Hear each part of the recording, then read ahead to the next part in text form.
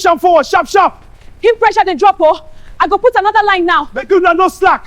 When Mama Grace arrived the hospital, she almost did not recognize her son. David laid in the hospital bed looking thin and yellow. Machines peeped around him. His face, once full, was now very lean. His hands, the same hands Mama Grace had held when he took his first step, were hooked to drips and tubes. Sandra sat beside the bed, eyes red and swollen from crying. 2 children, a boy and a girl, who Grace had never met in person, sat quietly in the corner, confused and frightened. Grace stopped in the doorway. She looked at her son. Then she looked at the grandchildren she was seeing for the first time. The little girl looked up at her with big eyes. "Mama, are you Grandma?" Grace said, "Yes, I am Grandma." Daddy said Grandma lives far away. Grace walked slowly to the child and knelt down to her level, ignoring the pain in her knees. "Yes, Grandma lives far away, but Grandma is here now."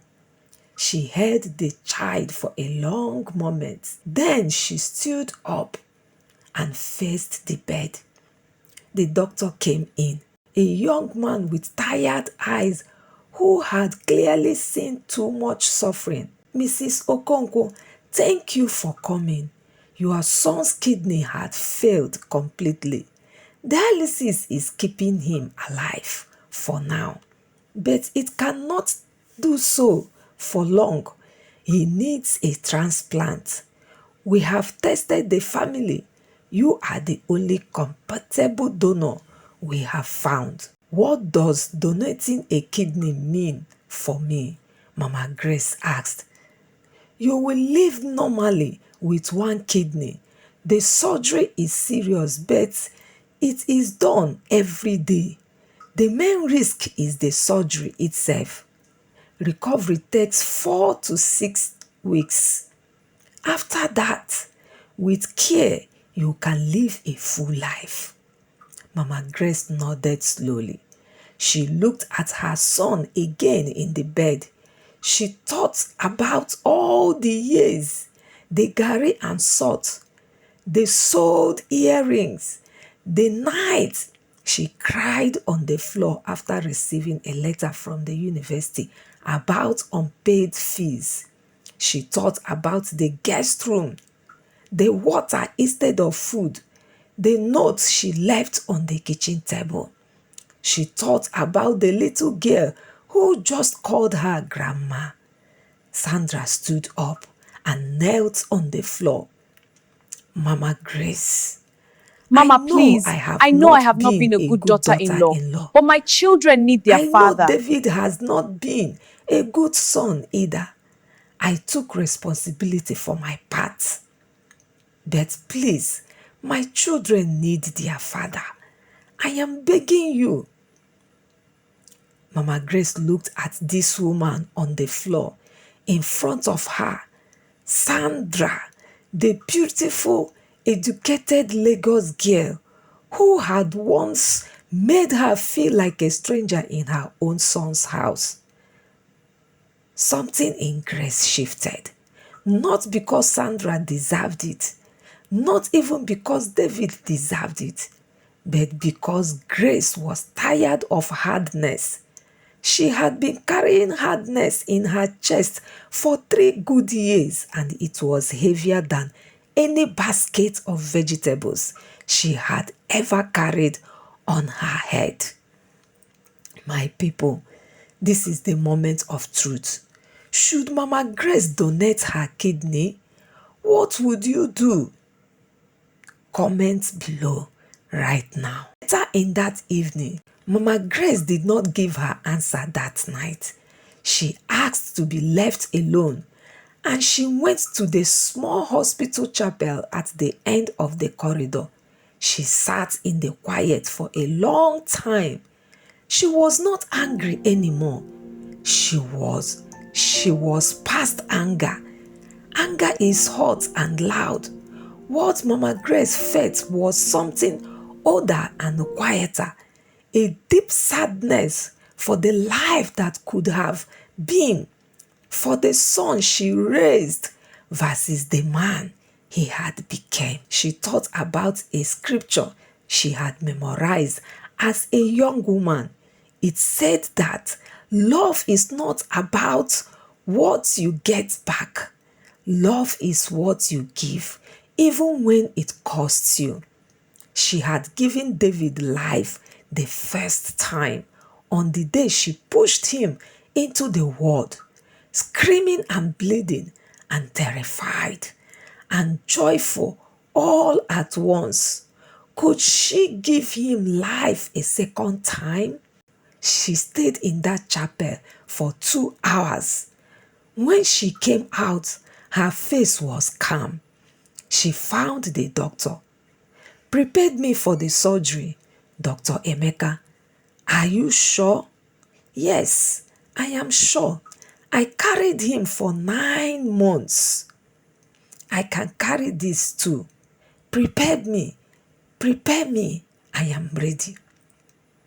Did Mama Grace make the right decision? Or should she have said no? This is not a simple question, my people. Talk to me in the comments. The surgery lasted 7 hours. Mama Grace lay in the recovery room with tubes in her hands and a long scar on her side. She was in pain, real deep pain, but she was alive. David came out of surgery hours later. The transplant was successful. When David finally woke up, really woke up, clear-headed and aware, the first person he asked for was his mother. They wheeled his bed next to hers. He looked at her lying there, small and pale, and something cracked open inside of him. Mommy, Mama Grace opened her eyes slowly. She looked at her son. I am so sorry, Mommy. I am very, very sorry. He cried the way men cry when they have held it too long. He cried the way men cry when they have held it too long. He talked about how Sandra had slowly made him feel that his village background was something to be ashamed of. How he had told himself his mother was fine because acknowledging the truth was too painful. How he had watched himself become someone else. Grace listened to all of it. When he finished, she reached out and put her hand on his face, the same way she had when he was 12 years old, crying after his father's funeral. David, my son, you are still my son. You will always be my son. But hear me today and never forget what I'm about to tell you. Love is not a thing you collect from people and store away. Love is what you give back to me, to your children, to Sandra, and to everyone who needs it from you. Do you understand? Yes, ma, David responded. I understand, ma. Good. Now stop crying and let me rest. Your mother just gave you a kidney and she is tired. David laughed, a broken, wet laugh, and held her hand. Sandra stood in the doorway watching. She heard everything. Later that evening, when the nurses had gone and the children were asleep in the waiting room. She came and sat by Grace's bed. She did not say much. She just took Mama Grace's hand and held it. Sometimes there are no words big enough for the wrong you have done. Sometimes all you can offer is presence. Mama Grace accepted it. Have you ever received an apology that came almost too late? How did it feel? Tell me your story in the comments. 6 months later, the little house in Anambra State where Mama Grace had been living alone was empty now. She had moved to Lagos, not because David begged her, though he did many a times, but because her grandchildren would not stop asking about grandma. The little girl especially, she had attached herself to Mama Grace with the fierce loyalty that only small children have. Mama Grace had her own room now in the big house. A proper room, not a guest room. David had painted it himself. The children had drawn pictures and stuck them on the wall. Every Sunday morning, Mama Grace would make the family I'm so glad, breakfast, sweetie. You outdid akara yourself, and Mama. pap. Or sometimes she would prepare rice I'm so glad, for sweetie. breakfast. You outdid yourself, Mom. Sandra sat across from her at the table, learning, really learning this time, not performing, not toileting, but learning. It was not perfect. The years of silence had left marks that did not disappear overnight. Sometimes Mama Grace would catch herself waiting to be forgotten again, bracing for the door to close.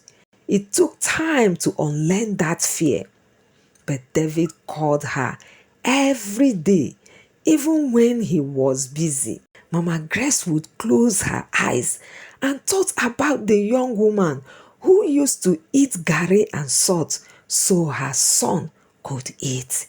She smiled because that woman had not wasted a single grain. My people, what is the lesson in this story? What lesson have you learned from this story? I want to hear from you. And if you have a mother who is still alive, please pick up your phone after this video and call her. You may not get a second chance. Thank you for watching.